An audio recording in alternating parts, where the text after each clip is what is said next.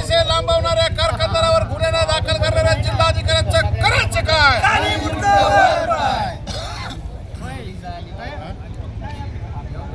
कारखानदाराला पाठीशी घालणाऱ्या प्रशासनाचं करायचं काय? कारखानदाराला पाठीशी घालणाऱ्या प्रशासनाचं करायचं काय? अरे उसाचं बिल मिळालंच पाहिजे, उसाचं बिल मिळालंच पाहिजे, उसाचं बिल न देणाऱ्या कारखानदाराचं करायचं काय? उसाचं बिल न देणाऱ्या कारखानदाराचं करायचं काय?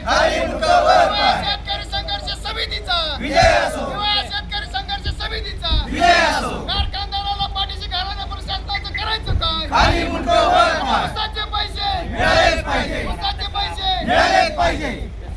हक्काचं नाही कुणाच्या बापाचं, बिल आमच्या हक्काचं नाही कुणाच्या बापाचं.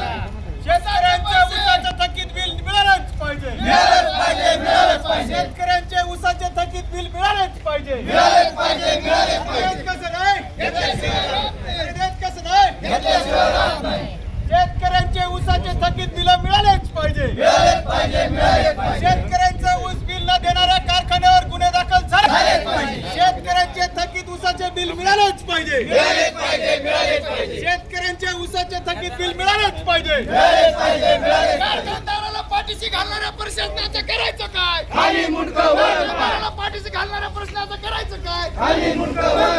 उसाचे पैसे न देणाऱ्या कारखानदाराचं करायचं काय? खाली मुंडकं वर. महिने उसाचे पैसे न देणाऱ्या कारखान्याचं करायचं काय? खाली मुंडकं वर. युवा शेतकरी संघर्ष समितीचा विजय असो. कारखानदारांना पाठीशी घालणाऱ्या जिल्हाधिकाऱ्यांचं नाव